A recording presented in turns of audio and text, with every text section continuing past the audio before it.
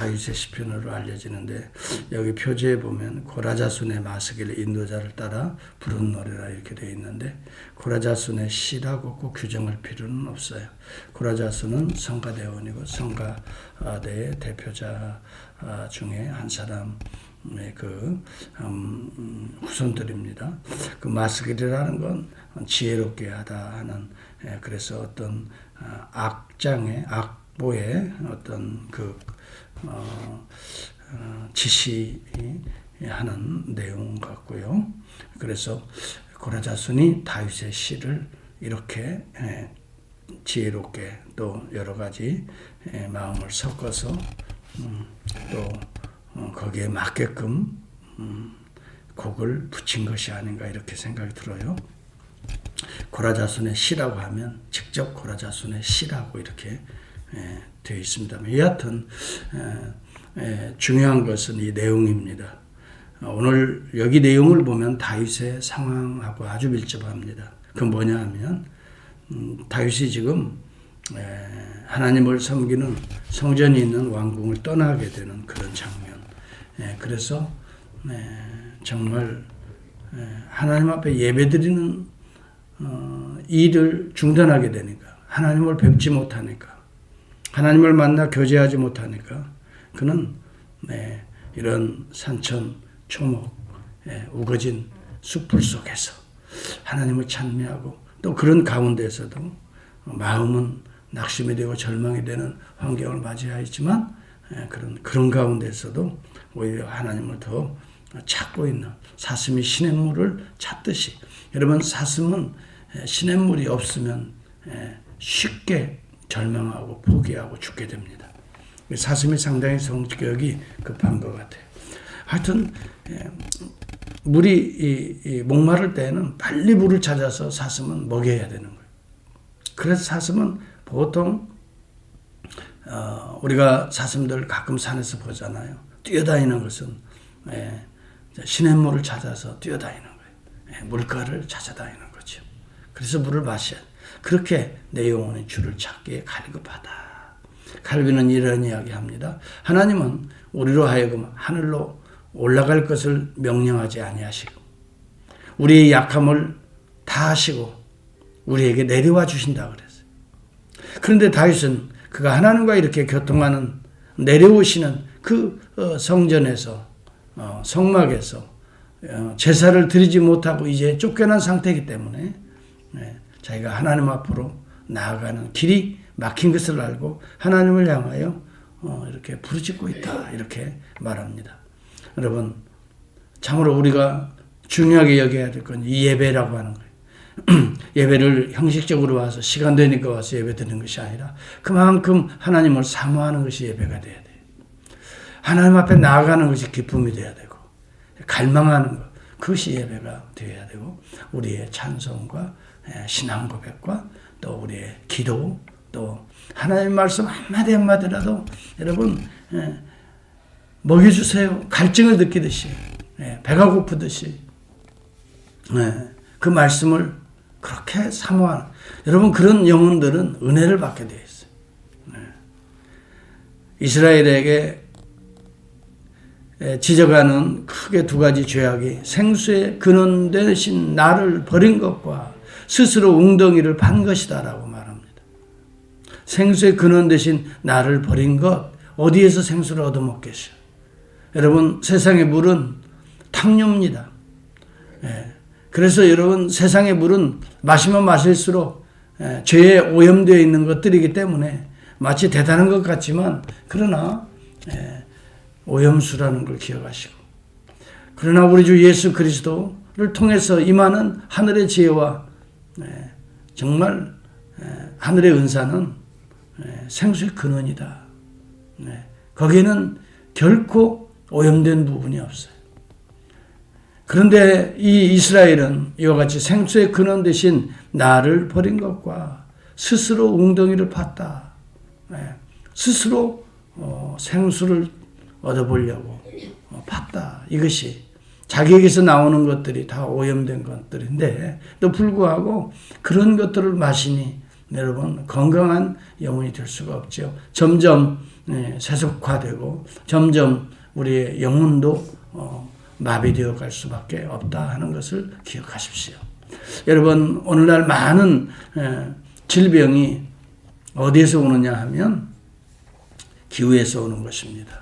우리가 먹는 음식물 또 우리가 마시는 물 이것을 우리가 잘 정지하지 않고 제대로 먹고 마시지 못하면 그것이 우리에게 질병을 가져옵니다. 중요한 것은 우리 주 예수 그리스도를 생수의 근원 되신 우리 주를 오늘도 그의 이름을 부르면서 주님이 주시는 생수를 우리가 마실 때에 정말 우리의 심령에는 내 배에서 생수의 강이 흘러 넘치게 될 것입니다. 내 영혼이 하나님 곧 생존하시는 하나님을 갈망하나니, 갈망한다는 말은 여러분 사모한다는 말인데 이것은 너무너무 놀라운 이야기예요. 지쳐버리는 거예요. 너무 사모해서 지쳐서 거의 실신할 정도로 이것을 갈망한다고 해요. 여러분 어떤 사람을 사랑하다 보면 그런 느낌을 가진 때가 있죠. 정말 죽을 것 같은 내가 하나님 만나지 않으면 정말 내 영혼은 죽을 것 같은 그런 마음, 이런 심정으로 하나님을 사모하는데 하나님께서 만나주시지 않겠어요? 하나님께서 그 영혼을 사랑하지 않겠어요?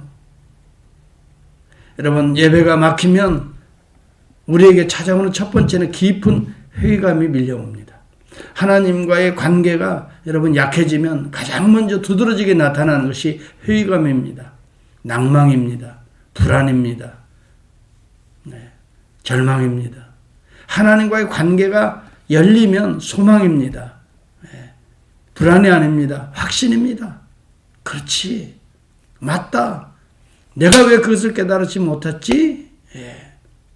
분명히 하나님은 지금까지도 내 인생에서 그렇게 역사하셨는데 맞지. 하나님을 향하기만 해도 엎드리기만 해도 여러분 우리 인생을 돌아보기만 해도 하나님의 은혜에 대해서 확신을 가질 수가 있지 않아요?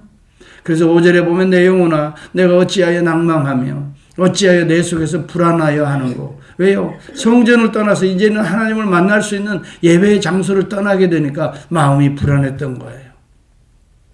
낙심이 왔던 거예요. 이렇게 예배를 사모했어요.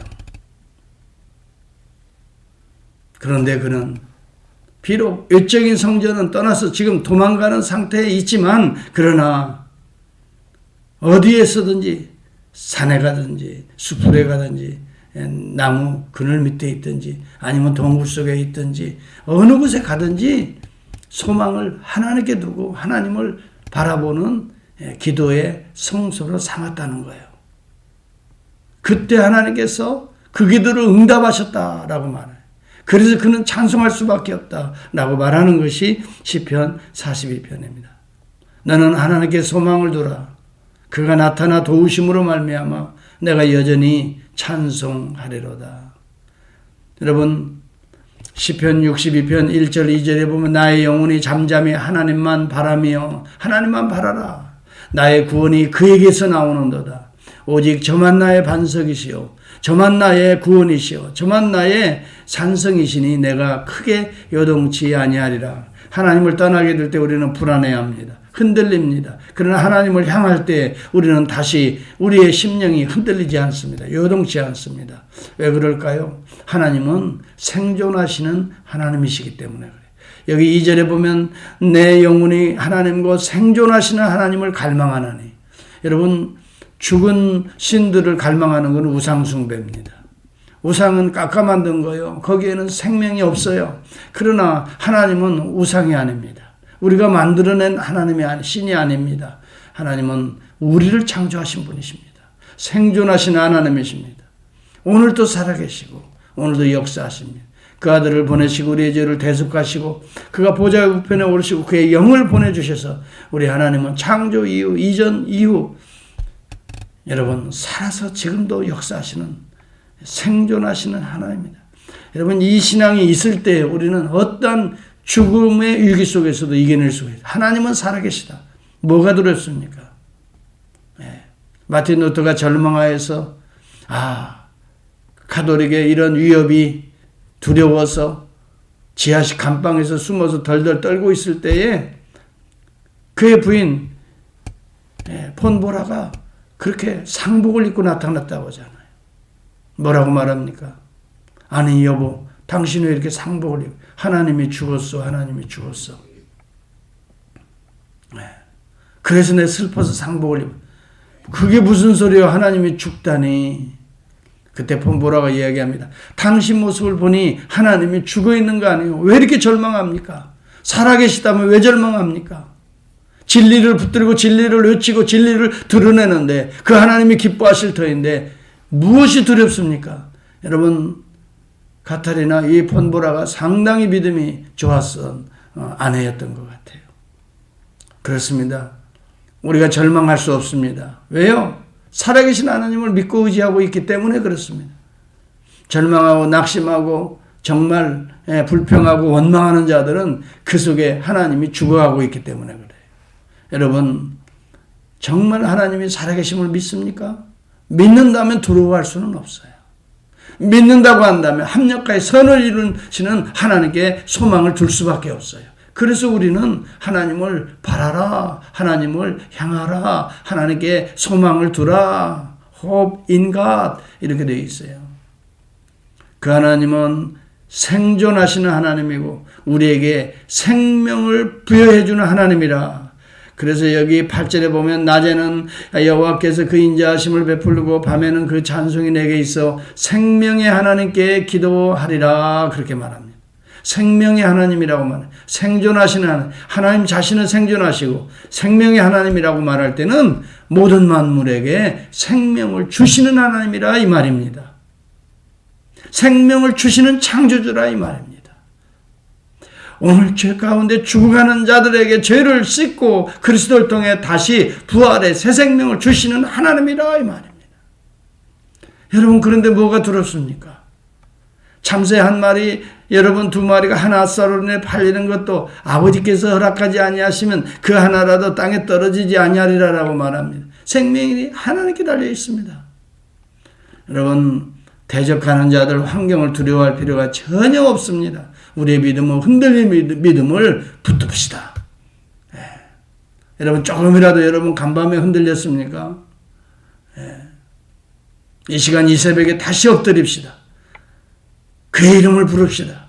주의 이름을 부르는 자는 구원을 얻으리라라고 분명히 약속했습니다. 두려움으로부터 구원을 얻습니다.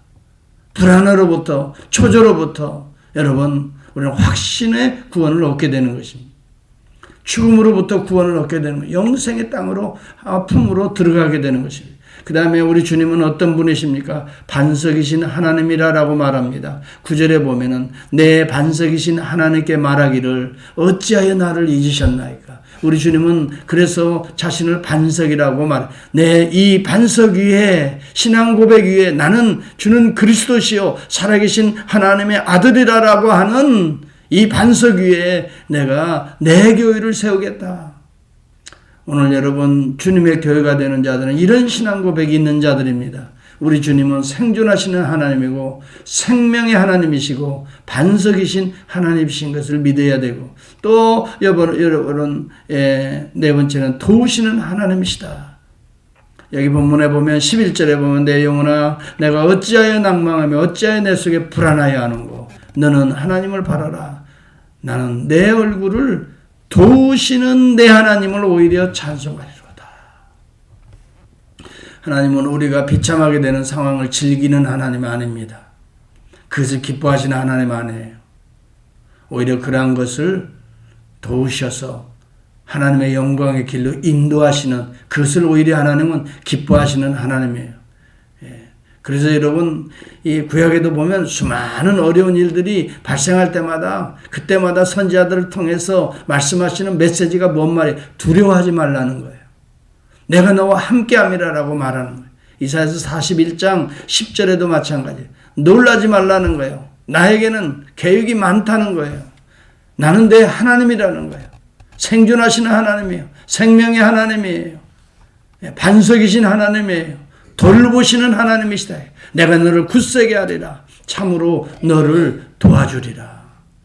참으로 나의 의로운 오른손으로 너를 붙들리라. 그러므로 우리가 그 하나님을 향하여 기도할 때에 우리는 담대하게 승리할 수 있고 나아가 하나님을 찬송할 수 있게 될 것입니다. 여러분, 사도 바울도 그 어려움 중에서도 감옥 속에서도 그는 항상 이 메시지를 전했습니다. 아무것도 염려하지 말고. 여러분, 사도 바울이 감옥에 있으니까 사도 바울을 지원하는 성도들도 두려워하는 거예요. 아, 이제 끝난 거 아닌가. 사도 바울 자신은 두말할 것도 없겠지요. 낙심할 수밖에 없지요. 그렇지만 사도 바울은 아무것도 염려하지 말고 오직 모든 일에 기도와 간구로 너희 구할 것을 그 다음에 감사함으로 하나님께 아뢰라. 이런 환경을 통해서도 하나님이 역사하십니다. 오히려 감사하라는 거예요. 그리하면 모든 지각에 뛰어난 하나님의 평강이 그리스도 예수 안에서 너희 마음과 생각을 지키시리라. 여기 아주 중요한 내용이 있어요. 두려운 마음이 들 때마다 기도하라는 거예요. 기도하면 마음의 평안이 찾아온다는 거예요. 하나님을 만날 수 있다는 거예요. 하나님을 만날 수 있기 때문에 하나님의 평안이 우리 속에 들어와서 마음이 평안해지는 거예요. 여러분, 기도라고 하는 것은 우리 자신의 정신적인 어떤 환각작용이 아닙니다. 성령의 통로인 것입니다. 하나님이 임재하는 통로라 이 말이에요. 신비로운 영적인 체험을 하는 놀라운 은혜의 통로라 이 말이죠. 오늘 이 시간에 정말 간절히 사슴이 시냇물을 찾듯이 그런 갈급한 마음으로 하나님을 향합시다. 주를 바라봅시다. 어떤 어려운 일이 우리 주변에 우리의 환경 속에 우리 인생 속에 있다 할지라도 두려워하지 맙시다.